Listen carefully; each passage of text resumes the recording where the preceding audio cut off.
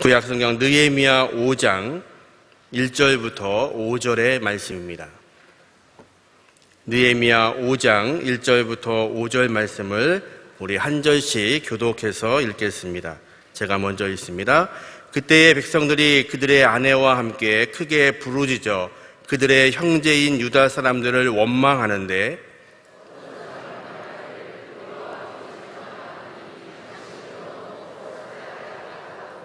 어떤 사람은 말하기를 우리가 밭과 포도원과 집이라도 저당 잡히고 이 흉년에 곡식을 얻자 하고,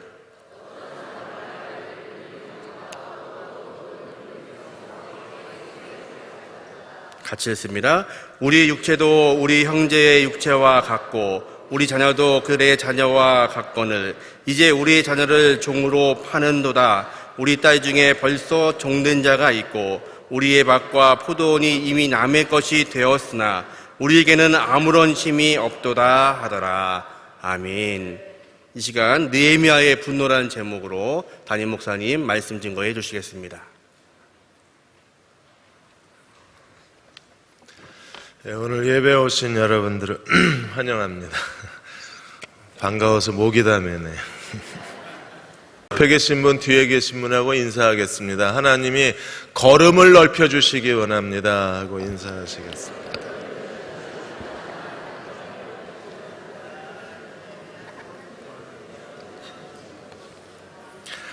이번 한 주간 하나님께서 여러분에게 넓은 걸음 주시기를 바랍니다. 느헤미야 5장 말씀입니다. 2시간에 걸쳐서 저희가 이 말씀을 함께 나누겠습니다. 한국은행이 2014년 한국 경제 성장률을 3.8%로 하향 조정을 했습니다. 3.8%로 하향 조정하게 되면 2010년을 제외하고 지금 7년째 한국 경제가 4% 밑에 성장률이 계속되는 거예요. 3년이 더 계속되면 일본처럼 잃어버린 10년이 되는 겁니다. 우리가 앞으로 한국 경제가 회복해야 될 시간이 얼마 남지가 않았습니다. 왜냐하면 2016년이 되면 지금 생산 가능성 인구가 3,703만 명이 2016년에 정점을 찍고 그 뒤로는 인구가 감소합니다. 생산 인구가 감소한다는 것은 결국에 잠재 성장률이 떨어진다는 걸 의미합니다. 그렇다면 앞으로 한 2년 안에 한국이 지금의 이 어려움을 뚫고 새로운 한국 경제의 성장을 이루어낼 길을 찾고 그 길을 가속화할 수 있는 새로운 리더십이 필요하다고 했습니다. 한국 경제가 쉽지 않습니다. 지금 가계부채가 1,000조 원이 넘습니다. 그리고 한국의 상당수 기업은 이미 중국 기업에 발목을 잡혀 있습니다. 기업이 어렵다 보니까 세금이 거쳐지지 않아서 지금 정부가 예상하는 세율이 계속 떨어져 가고 있어요. 세금이 거치지 않으면 더 경제와 정치 분야에 정부가 투자를 하지 못하니까 경제가 어려워질 수밖에 없습니다. 누가 이 어려움을 해결해 줄 수 있는가? 새로운 경제팀을 기대하는 이유가 여기에 있습니다. 느헤미야 시대에도 경제적 어려움이 닥쳐왔습니다. 예루살렘 성벽 재건을 하는 도중에 많은 유다인들이 같은 동족 유다인들의 경제적 착취 억압으로 인하여 기근과 고통 가운데 있는 사실이 드러나기를 시작을 했어요. 산발랏, 도비아, 겟셈의 사마리아인들의 외부적 공격도 힘든 상황에서 내부적으로 더 큰 분열과 불평과 그리고 불화가 일어나기 시작한 거예요. 아마 공동체를 파괴하는 게 외부 공격보다 더 무서운 게 내부적 분열일 것입니다. 어떤 조직이나 어떤 단체나 어떤 교회나 사회나 국가와 가정도 내부적으로 분열하면 견뎌낼 힘이 없는 거예요. 그러니까 느헤미야는 오늘 5장에서 이 내부의 분열 문제, 내부에서 일어나고 있는 경제적 착취 문제, 고리대금업으로 인하여 많은 유다인들이 고통 가운데 빠져 있었는데 이런 사회적 억압 문제를 어떻게 해결하는지 우리가 보고 우리도 이 시대에서 느헤미야처럼 하나님께 쓰임받는 종들이 되어야 합니다. 첫째로 3장 1절에서 5절까지 어떤 일이 일어나고 있는가를 우리들에게 증언을 해요. 5장 1절에 그때 백성들이 그들의 아내와 함께 크게 부르짖었다. 크게 부르짖었다. 차카트 게돌락. 이거는 절망의 비명소리입니다. 흉년이 계속된 데다가 그들은요, 너무나 많은 빚을 지고 있어서 빚더미에 눌려서 빚을 갚기 위해서 또 빚을 지는 악순환이 되풀이가 된 거예요. 그래서 빚을 갚을 수가 없는 상황이 되자 자녀를 팔고 재산을 다 팔고 토지까지, 하나님의 기업에 토지까지 다 팔아도 빚을 못 갚는 게 돼요. 이런 경제적 억압 가운데에서 아내와 함께 부르짖었다 그랬습니다. 아내와 함께 부르짖었다는 것은요, 그 가정이 이제 파산 상태에 이른 거예요. 자녀들도 다 팔아버리고 이제 더 이상 그들은 생계를 유지해야 할 어떤 소망도 없고 의지도 없는 상태에 이르렀다는 걸 의미합니다. 이 모든 일들이 무엇 때문에 일어났어요? 내부의 분열과 불평들과 그리고 이런 가진 자들의 억압과 차취 때문에 일어난 일이었습니다. 그래서 그들이 크게 부르짖어 어떻게 됐습니까? 그들의 형제인 유다 사람을 원망한 거예요. 형제가 형제를 원망한 겁니다. 뭐 때문에요? 돈 때문에. 세 부류의 사람들이 말을 하기 시작해요. 5장 2절에 어떤 사람이 말하기를, 5장 3절에 어떤 사람이 말하기를, 5장 4절에 어떤 사람이 말하기를. 첫 번째 5장 2절은 어떤 사람들인가요? 일용직 노동자입니다. 하루 벌어서 하루 먹는 사람들. 정규 노동자가 아니라 비정규 노동자들입니다. 이 사람들은 어떻게 크게 부르짖었어요? 우리가 우리의 자녀가 많으니 양식을 얻어먹고 살겠다. 이제는 나가서 돈을 벌어도 빚 갚는데 월급이 다 차압당하고 돈을 벌어도 아이들에게 먹을 걸 사줄 수가 없습니다. 그러자 많은 자녀들로 인하여 우리가 얻어먹고 살겠다. 나가서 빌어먹고라도 살고 싶다고 소리를 지릅니다. 흉년이 오고 기근이 오고 그리고 사람들은 먹고 살기 위해서 빚을 내다 보니까 이제 막다른 골목에 이르게 된 거예요. 5장 3절에 어떤 사람들은 우리가 밭과 포도원과 집이라도 저당 잡히고 이 흉년에 곡식을 얻자. 두 번째 부류의 사람들은 그래도 토지가 있고 집이 있는 사람들입니다. 집이 있으면 뭐합니까? 지금 이 시대하고 느헤미야 시대가 비슷한 거예요. 집이 있지만 하우스 푸어라고 그래서 집이 있지만 먹고 살기가 힘든 겁니다. 그들은요, 마지막 결단을 내려야 합니다. 어떻게 해요? 집이라도 팔아서 하나님의 유업으로 준 땅이라도 팔아서 먹고 살아야 되겠다는. 세 번째 부류의 사람들은 여전히 집을 가진 사람들인데 어떤 사람들은 말하기를 우리가 밭과 포도원으로 돈을 빚내서 왕에게 세금을 바치자. 나라에 바치는 세금이 가중하다 보니까 이제는요, 정상적으로 번 돈으로 세금을 낼 수가 없어서 집을 저당 잡히고 은행 융자 받아서 세금을 내야 하는 상황이 된 거예요. 사는 게 너무나 힘들었습니다. 아니, 살 수가 없었습니다. 그들은 하루하루 산다는 게 너무나 힘겨운 일이었어요. 이 모든 삶의 억압이 누구 때문에 왔느냐 하면 페르시아 정부 때문에 온 것이 아니라 같은 동족 아브라함의 혈통적 자손 하나님의 언약의 백성인 같은 유다인들을 통해서 이 억압이 왔다는데 그들은 너무나 고통스러운 거예요. 그래서 5장 5절에 우리 육체도 형제의 육체와 같고 육체가 같다고 그랬습니다. 우리 자녀도 그들의 자녀와 같다. 우리는 한 피를 나눈 하나님의 언약의 백성들인데 같은 동족 유다인들에 의해서 그들은 너무나 큰 삶의 어려움에 빠진 거예요. 우리의 자녀도 그들의 자녀와 같거늘 이제 우리 자녀를 종으로 파는도다. 왜 그래요? 빚을 갚지 못하니까 자식들을 노예로 팔아놓는 거예요. 자녀들을 종으로 파는도다. 우리의 밭과 포도원이 이미 남의 것이 되었어. 이미 뺏길 것 다 뺏겼습니다. 팔아먹을 것 다 팔아먹은 거예요. 그래도 먹고 살기가 힘든 겁니다. 그런데 더 큰 문제가 무엇입니까? 우리는 아무런 힘이 없다. 해결 방법이 없다. 이런 삶의 절망에 처해 있는 백성들의 부르짖음에 대해서 느헤미야는 어떻게 이 문제를 해결할 수 있을까요? 이번에 영국의 BBC 방송이 세계 10위 경제 대국 인도에서 어떤 일이 일어나고 있는가에 대한 보도를 했습니다. 인도 오리사주에 있는 아이들이 1만 루피, 한국 돈을 약 17만 원의 이 아이들이 담보 노동으로 팔려가요. 부모가 빚을 갚지 못하니까 애들을 팔아버린 겁니다. 이 팔려가는 아이들이 하는 노동을 담보 노동이라고 합니다. 대부분의 아이들이 강제노동, 담보노동에 시달리는데 이 1만 루피를 받기로 하고 팔려나간 아이들이 어느 날 자기네들이 팔려왔다는 걸 알고 농장에서 도망을 칩니다. 그러다 체포를 당해요. 다른 아이 하나하고 또 하나 아이가 체포를 당했는데 이 농장주가 이 아이들을 숲속에 끌고 가서 죽을래 아니면 손 하나 자를까 발 하나 자를까. 그러니까 아이들이 죽는 게 두려우니까 손을 내밀었습니다. 그래서 그냥 아이의 오른손을 잘라버려요.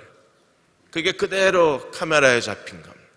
이렇게 담보 노동과 강제 노동에서 자기 인생을 빼앗긴 사람들이 인도에만 1,000만 명이 넘습니다. 그 당시에 이스라엘 땅에 하나님이 바벨론 포로 이후에 그들을 예루살렘으로 돌아오게 하셨는데 하나님이 돌아오게 하신 그 약속의 땅에서 벌어지고 있는 이 처참한 광경, 느헤미야는 어떻게 해결을 할까요? 느헤미야가 제일 먼저 한 일이 무엇입니까? 5장 6절과 7절 상반절에 보시면 느헤미야는 내가 백성의 부르짖음과 이런 말을 듣고 크게 노하였으나, 큰 분노에 휩싸였습니다. 이게 하나님의 언약의 땅에서 일어날 수 없는 일이 일어난 거잖아요.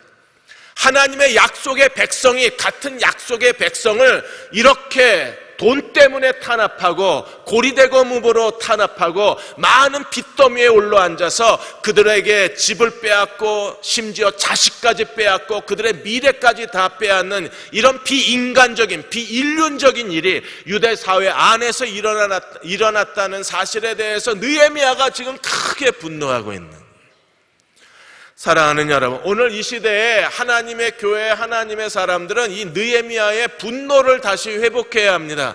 우리도 이 땅에 인권이 유린되고 가진 자들이 가지지 못한 자들을 억압하고 이 땅에 가난한 사람들이 업신여김을 당하고 그러나 열심히 살려고 애를 써도 인생의 기회를 찾지 못하는 억압에 빠진 많은 사람들이 우리 주변에서 어떻게 살아야 될지 삶의 고통과 인생의 무게에 짓눌려서 신음소리를 내뱉고 있는데 우리가 이러한 사회 현실에 대해서 이러한 사회의 불의와 부도덕과 악에 대해서 이 불평등함에 대해서 교회가 분노하지 않는다면, 이 시대의 그리스도인들이 분노하지 않는다면 우리는 그들의 악에 동조하는 사람이 됩니다. 하나님은 분노하는 사람을 찾으세요. 그 분노하는 사람들을 통해서 이 시대에 다시 무너진 하나님의 공의를 세우고 이 시대에 가난한 사람들에게 삶의 희망을 주고 분노하는 사람들을 통해서 하나님께서는 이 시대에 하나님의 공의가 다시 강처럼 흐르게 만들기를 원하시는 것이 하나님의 뜻입니다. 느헤미야는 분노했습니다. 여러분, 사람들이 분노가 살아야 그 사람이 살아있는 거잖아요.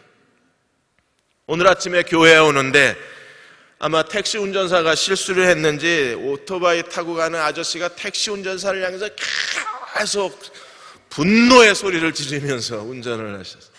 택시 운전사가 아무 소리 안 하는 걸 보니까 아마 그분이 잘못하신 것 같아요. 새벽부터 저는 분노하는 아저씨의 얼굴을 보고 교회에 왔습니다. 근데 오늘 우리가 이 시대에 벌어지는 온갖 악과 불의와 분열에 대해서 우리는 분노할 줄을 몰라요. 서울의 큰 교회에 한 장로님이 비자금을 관리하는 장로님이 그 비자금에 무슨 일이 있었는지 그분이 아파트 옥상에서 자살했다는 얘기를 듣고 우리는 무관심합니다. 도대체 어떻게 하나님의 교회 안에서 그런 일이 일어날 수 있는가에 대한 분노에 대해서 우리는 이미 지쳤어요. 오랫동안 담임 목사 그 재정 횡령 때문에 교회가 담임 목사 측 반대 측으로 계속 갈등을 일으키다가 결국에 교인 8,000명이 1,000명으로 남고 그 1,000명의 교인 가지고 은행 빚을 갚지 못하자 어제 그저께 뉴스에 나왔습니다. 그 교회 건물이 경매에 들어갔다고요. 은행의 진빚이 212억입니다. 담보물로 내놓은 게 예배당 건물, 비전센터 건물, 파주 수양관 건물이 600에서 800억짜리입니다. 결국에 담임 목사 측과 교인들이 이 은행에 이자 내는 것을 포기하는 바람에 경매로 넘어간 거예요. 이 교회에서 1년에 이자로 낸 게 20억 이상을 이자로 지불을 했습니다. 교인들 대부분의 헌금이 다 은행 의자로 간 겁니다. 그 교회 건물은 하나님의 거가 아니라 은행 겁니다. 근데 이런 일이 일어나는 거에 대해서 우리가 분노하지를 않는 거예요. 분노해야 합니다. 그리고 분노할 뿐 아니라 그 분노를 어떻게 해결해야 될지 방법을 찾아내야 돼요. 단순히 분노만 한다면 분노하는 것만으로도 이미 무능한 거예요. 그 분노를 해결할 방법을 우리는 찾아내야 합니다. 느헤미야는 분노했습니다. 그리고 그걸 찾아낸 사람이에요. 그래서 5장 7절에 보시면 깊이 생각하고 귀족과 민장들을 꾸짖었다 그랬어요. 깊이 생각하고, 개역 한글에는요, 중심에 생각하고 분노하고 생각했습니다. 그리고 느헤미야는 어떻게 이러한 유다 사회에서 일어나고 있는 이 비인간적인 행태에 대해서 유다 공동체를 무너뜨리는 이 사회의 악과 불의에 대해서 그는 어떻게 이 문제를 해결해야 될지 하나님의 지혜를 찾아내고 하나님의 방법을 찾아내고, 그리고 하나님이 느헤미야의 그 리더십을 통해서 단 한 번에 이 사회를 완전히 뒤집어서 하나님의 공의의 사회로 만들어냈어요. 여러분도 이 시대에서 이 느헤미야처럼 이 시대에 리더로 쓰임받는 종들이 되시기를 축원합니다. 하나님은 모든 백성이 다 하나님의 제사장이 되길 원하셨어요. 이걸 우리가 만인 제사장이라고 그럽니다. 여러분이 이 시대에 하나님의 제사장으로 부름받은 걸 믿으십니까? 여러분이 그리스도의 몸의 지체로 부르심을 받은 걸 믿으십니까? 만인 제사장이고 우리가 그 몸의 지체라면 모든 사람이 이 시대에서 느헤미야처럼 리더로 쓰임받아야 돼요. 여러분 한 사람 한 사람이 사회 각 분야에서 정치, 경제, 교육 모든 각 분야에서 여러분들이 느헤미야처럼 리더로 쓰임을 받는다면, 무너져가는 이 한국 교회에 여러분들이 느헤미야처럼 리더십을 인정이 되어서 하나님께 쓰임받을 수만 있다면, 하나님은 교회를 회복할 뿐 아니라 이 민족을 회복하고 이 사회 각 분야에서 하나님의 이 불의로 가득 차고 비인간적인 행태로 가득 차고 악으로 가득 찬 이 사회를 하나님이 우리를 통해서 바꾸어내지 않으실까요? 국무총리도 거부되고 3명의 장관 후보도 결국 인사청문회 결과에 그들을 더 이상 보고서를 채택하지 않기로 했답니다. 왜 그렇습니까? 너무나 부도덕한 삶을 산 거예요. 거짓말로 인관을 하니까 더 이상 그들에게 장관직을 맡길 수 없다는 겁니다. 이런 사회 속에서 하나님께서 느헤미야와 같은 사람을 찾으셔서 이 사회의 부패와 이 사회의 거짓과 이 사회의 불의한 세상의 한복판에서 하나님이 느헤미야를 통하여 유다 공동체를 개혁해내신 것처럼 우리를 통해서 이 시대를 개혁해내실 수만 있다면 이 땅에 진정한 하나님 나라가 임하지 않을까요? 그러므로 구원받은 모든 그리스도인은 이 시대에서 느헤미야처럼 리더로 쓰임을 받아야 되는 거예요. 그들이 이 시대에 하나님의 거룩한 제사장으로 사는 겁니다. 대흥교회가 해야 할 일이 무엇일까요? 대흥교회는 이제 하나님께서 과거에 하나님이 대흥교회를 통하여 하나님의 나라와 그의 영광을 구하게 하셨어요. 그리고 하나님이 저에게 대흥교회 사역을 의탁을 하셨습니다. 그러면 저와 여러분이 해야 될 일이 뭘까요? 아니, 조경호 목사가 대흥교회 해야 할 가장 중요한 사명이 뭘까요? 제가 여기서 여러분을 위해서 섬길 수 있는 시간은 한정되어 있습니다. 그 시간 동안에 뭔가 새로운 프로젝트를 하는 게 아니라 저는 조경호 목사 이후에, 아니 지금 여러분 대흥교회 여러분들을 이 시대에 하나님이 원하시는 리더로 세우는 게 하나님이 제게 주신 사명입니다.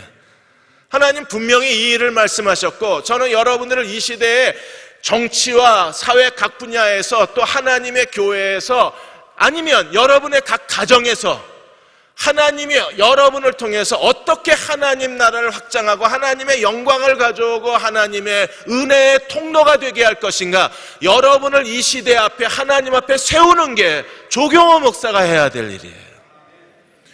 생각해 보십시오. 여러분 한 사람 한 사람이 하나님의 등불이 되어서 하나님의 촛불이 되어서 내가 서 있는 그곳에 하나님의 의와 하나님의 사랑과 하나님의 공의를 비추는 거룩한 빛이 될 수만 있다면, 여러분이 서 있는 곳마다 하나님의 공의의 등불이 켜질 수만 있다면 그 빛은요 대전 시내를 비출 거예요. 그 빛은요 대한민국 사회 전반을 비추지 않겠습니까?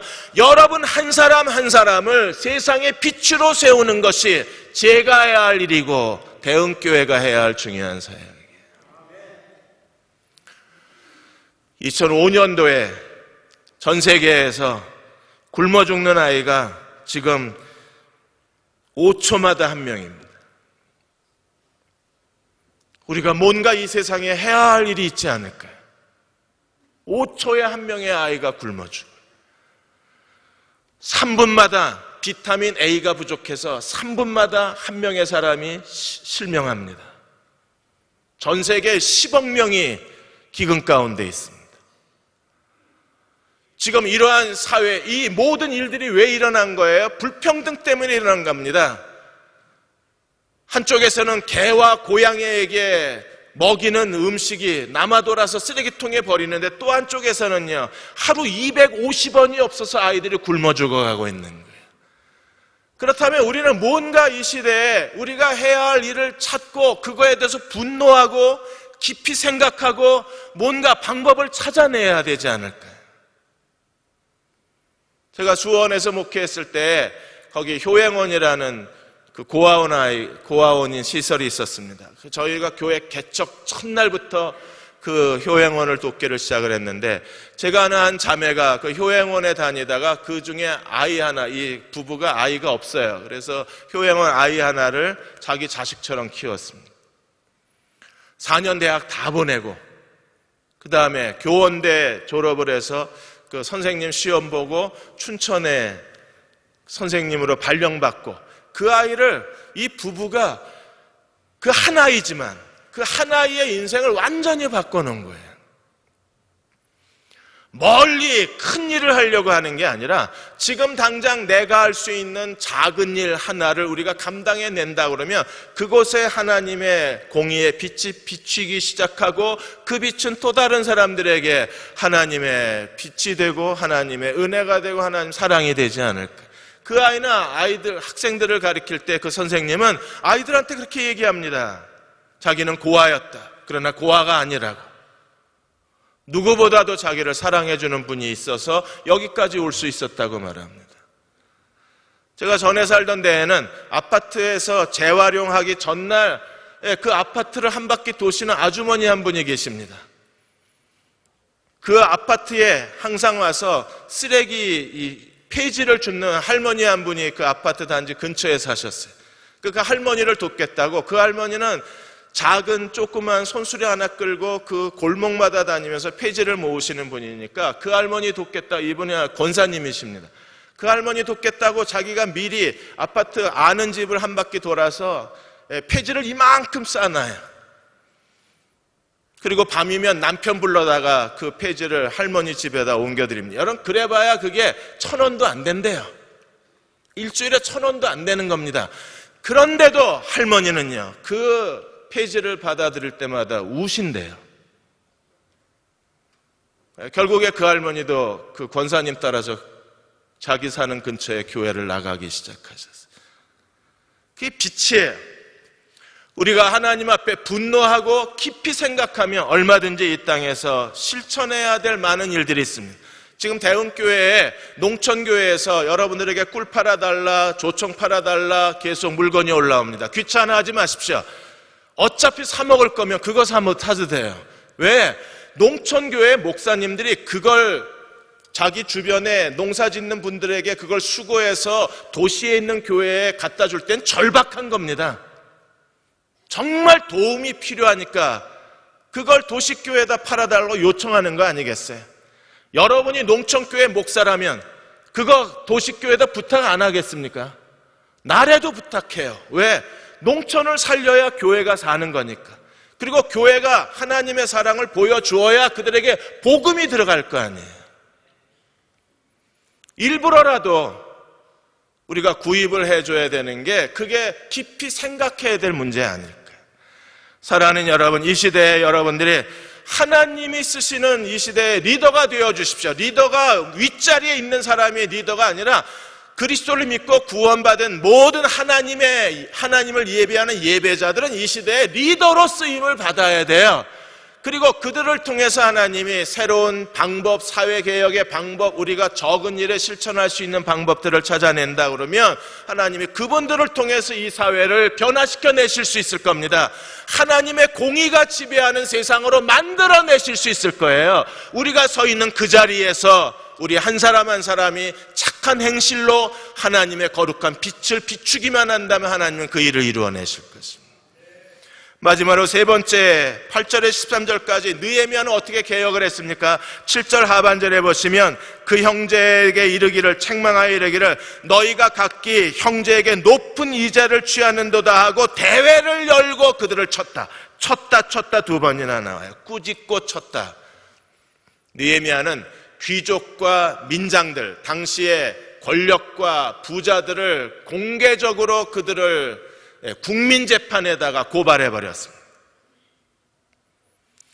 그들은 책망하자 말을 듣지 않자 아예 대회를 열었어요. 이 대회를 열었다는 게 느헤미야의 최고의 신의 한 수입니다. 하나님이 자기 백성을 개혁하실 때마다 성경에서 사용한 방법이 뭐냐면 대회를 여는 거였어요. 여호수아가 아이성 패배 이후와 승리 이후에 다시 백성을 새롭게 개혁하고 부흥시켜야 될 상황에 이르렀을 때 그리심산 에발산에서 대회를 열고 하나님의 율법을 다 양독한 이후에 이스라엘을 개혁을 해냈어요. 사무엘도 사사시대에서 왕정시대로 넘어가는 데 있어서 미스베 다세 성회를 열고 길갈에서 대회를 열고 그리고 사울을 이스라엘 왕으로 세웠습니다. 에스라가 바벨론 포로 이후에 하나님의 백성을 새롭게 할 때마다 모든 백성을 한자리에 불러 모으고 그리고 율법을 낭독함으로 말씀 가운데 이스라엘이 회개하고 회복하게 한 게 하나님의 전략이었어요. 느헤미야도 지금 이 유다 공동체 안에 있는 이 돈에 대한 착취, 경제적 억압, 사회적 불의 현상 이걸 일순간에 개혁해내기 위해서 느헤미야가 사용한 방법도 대회를 여는 거예요. 그리고 귀족과 부자와 권세 있는 자들을 고발했습니다. 그들의 죄목이 뭐예요? 뭐에 대한 죄목으로 그들이 고발당했습니까? 7절에 보시면 형제에게 높은 이자, 고리대금업을 했다는 이유로 고발당해요. 왜요? 너무나 비싼 이자 때문에 우리가 사채 빌려다 쓰면 안 써봐서 모르겠는데 뭐 600% 뭐 400% 그래 이러면 사채 100만 원 빌렸으면 돈 갚는 사람이 60만 원만 들고 간대요. 40만 원은 이미 이자로 뛴 겁니다. 돈 없어서 사채를 썼는데 사채의 높은 이자 때문에 사람들이 거기 순식간에 매장돼 버리는 거죠. 빚더미에 허덕이게 되는 겁니다. 그런 것처럼 사회적으로 이 고리대금, 이 고리 이자로 말미암아 너무나 많은 사람들이 고통을 당하기 때문에 높은 이자를 취한 것 때문에 고발해버려요. 대회를 열었습니다. 그리고 8절에 그들의 죄에 대하여 이렇게 지적을 했어요. 그들에게 이르기를 우리는 이방인의 손에 팔린 우리 형제 유다 사람을 우리의 힘을 다하여 도로 찾았다. 바벨론 70년 포로 많은 유다인들이 이방인의 노예로 절약해버렸습니다. 먹고 살기 힘드니까 남의 집 노예가 된 거예요. 그런 유다 사람들을 온 힘을 다해서 막대한 돈을 들여서 유다 사람을 이방인의 손에서 도로 찾아왔는데 어떤 일이 벌어졌어요? 다시 유다 사람들이 그들을 종으로 삼은 겁니다. 하나님의 언약 공동체는 없어진 거예요. 아브라함의 혈통적 자손이라는 형제 애는 실종이 돼버린 겁니다. 그냥 서로 먹고 살기 위해서 남보다 더 많이 갖기 위해서 동족 유대인들도 착취하는 걸 이스라엘 백성들은 두려워하지 않았어요.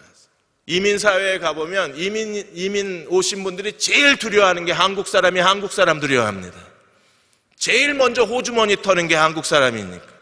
제일 먼저 찾아와서 사기치는 게 한국 사람이라 이민사회에서는 한국인에 대한 경계심이 있어요. 정말 저는 처음에 믿지를 않았습니다. 설마 그럴까 했는데 며칠 안 돼서 벌써 제가 현장을 목격하게 된 그게 유다 사회에서 지금 일어나는 일들이에요. 힘을 다하여 도로 찾아왔는데 너희가 형제를 팔고자 하느냐? 더구나 누구 손으로? 우리 손으로 어떻게 형제를 노예로 삼겠느냐? 그는 누구예요? 우리의 형제라고 말하는. 9절에 보시면 하나님의 관점에서 느헤미야는 그들의 행위가 얼마나 악한 행위인가를 이렇게 설득합니다. 내가 또 이르기를 너희의 소유행위 좋지 못하도다. 우리의 대적 이방 사람의 비방을 생각하고 우리 하나님을 경외하는 가운데 행해야 되지 않느냐. 사람의 비방이 두렵지 않느냐는 거예요. 여러분 우리도 얼마든지 자기 감정대로 살 수 있습니다. 사람이 하고 싶은 대로 할 수 있습니다. 그러나 우리의 행동을 세상 사람이 지켜보고 있다는 사실을 기억해야 돼요. 세상 사람들의 비방을 두려워해야 합니다. 무엇보다도 하나님을 경외하는 사람이라면 그렇게 살 수는 없는 거예요. 내가 이렇게 행동하면 믿지 않는 불신자 가족들, 친척들이 어떻게 생각할까를 생각하고 우리가 신중하게 행동해야 합니다. 만일에 우리가 이런 식으로 행동하고 이런 식으로 일을 처리하고 이런 식으로 사태를 해결하면 믿지 않는 사람들이 그리스도인을 뭐라고 생각할까를 우리가 두려워해야 돼요. 무엇보다도 하나님을 경외하는 사람이라면 우리는 지금 내 행동이 하나님을 경외하는 사람에게 합당한 행동인가를 스스로 판단할 줄 알아야 돼요. 이렇게 생각할 줄 아는 사람이 리더가 될 때 그 조직을 바꾸어내는 겁니다. 필라델피아 교향악단이 중국의 순회 공연을 하기 위해서 제일 먼저 중국 북경에 도착을 해서 중국의 필하모닉 오케스트라 공연을 관람하게 됐어요.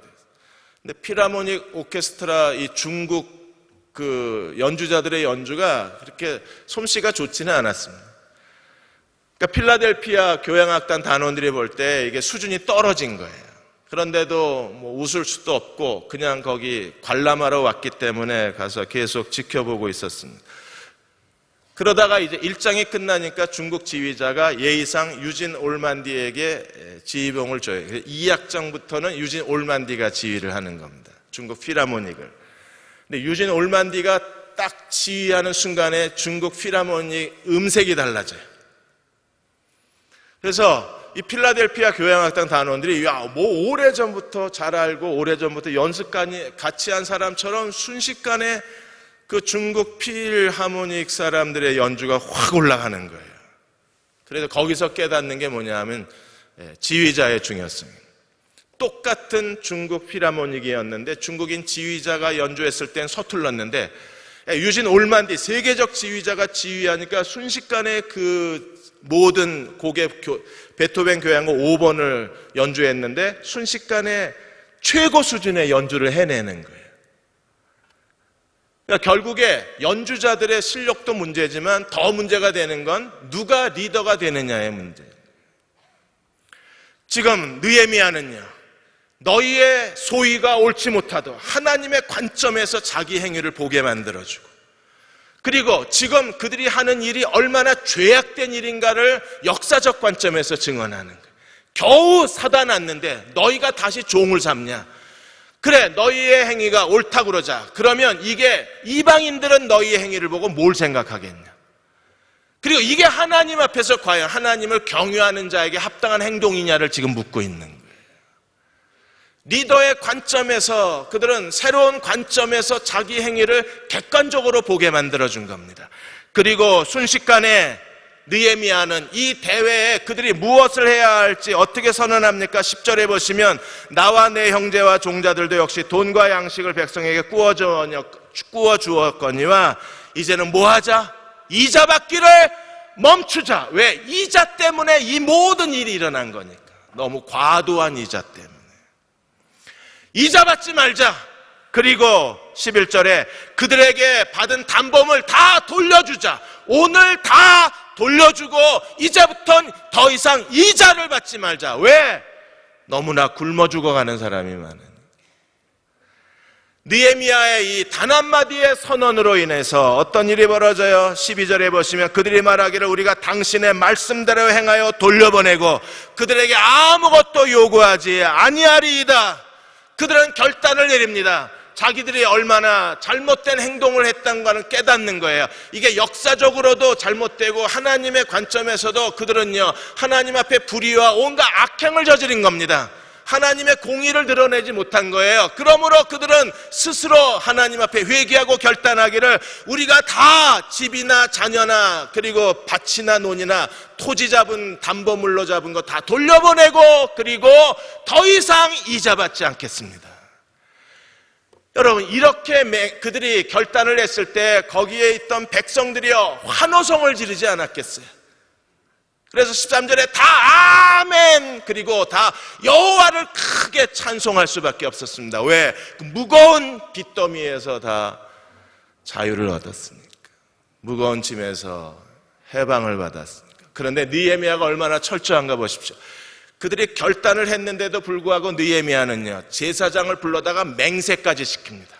이걸 하나님 앞에 법적 조항으로 만드는 거예요. 이게 느헤미야와 귀족들의 인간 대 인간대의 결론이 아니라, 인간의 결정이 아니라 그들이 이렇게 하겠다고 하는 결심을 하나님께 대한 언약으로 바꾸어내는 거예요. 그래서 제사장을 불러다가 맹세를 시킵니다. 그리고 13절에 느헤미야가 퍼포먼스를 해요. 어떤 퍼포먼스를 합니까? 만일에 너희가 지금 말한 대로 행동하지 않으면 어떻게 될 거라? 옷자락을 털어버리면서, 그건 마치 보재기에 물건을 다 넣어놨다가 물건을 다 쏟아버리는 거하고 똑같은 거야. 이런 옷자락 퍼포먼스를 통해서 만일에 너희가 이 말대로 행하지 아니하면 하나님이 너희를 어떻게 하시리라? 너희 산업을 다 털어버리시고 너희를 어떻게 하시리라? 너희를 빈손으로 만들어 버리실 것이라. 그리고 제사장 앞에서 그들이 맹세를 하게 하셨어요.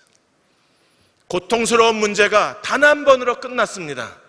너무나 힘들었던 문제가 대회를 열고, 그리고 하나님의 관점에서, 역사적 관점에서 그들의 행위를 정죄했을 때 그들은 스스로 누이치고, 그리고 하나님 앞에 무엇을 해야 되는지를 알고 느헤미야가 제안한 것처럼 담보물을 돌려주고 이자를 받지 않겠다고 결단을 했어요. 이런 사람들이 정치 분야, 교육 분야, 사회, 경제 각 분야에 느헤미야와 같은 리더십을 가진 사람들이 곳곳에 서 있다면 어떤 일이 벌어질까요?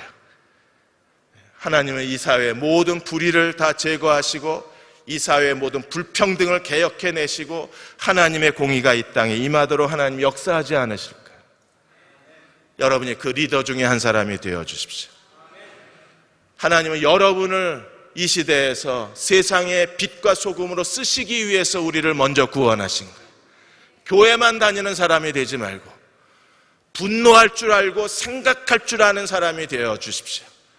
그리고 이방인의 비방을 생각하고 하나님을 경외하는 마음으로 우리가 어떻게 살 것인가를 결단해 주십시오.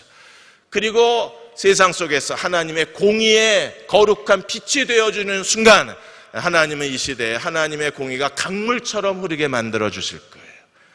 그렇게 쓰임받으시는 저와 여러분 되시기를 주의 이름으로 축원합니다.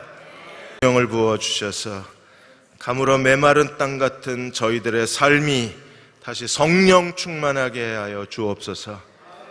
우리가 또 이 시대에 가물어 메마른 땅에 담비 같은 존재로 살고 싶습니다.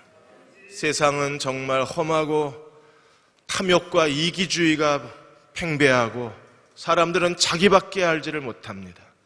비난과 분노가 길거리에 넘칩니다. 가물어 메마른 땅 같습니다. 하나님, 저희가 이 시대에 성령의 담비와 같은 사람으로 살게 하여 주셔서 메마른 이 땅에 새 생명을 가져올 수 있는 그리스도의 종들이 되게 도와 주옵소서. 지금 우리를 죄에서 구원하신 우리 주 예수 그리스도의 은혜와 하나님 아버지의 무한하신 사랑하심과 성령의 인도하시고 위로하시고 도우시는 은혜가 오늘 함께 주일 예배 드리고 돌아가는 모든 교우와 가정과 자녀들과 기도하여 구하는 모든 일들과 이 땅의 교회와 이민족, 그리고 아직도 가족을 기다리고 있는 세월호 가족들 위해 지금부터 영원히 함께 하시기를 간절히 축원하옵나이다. 아멘.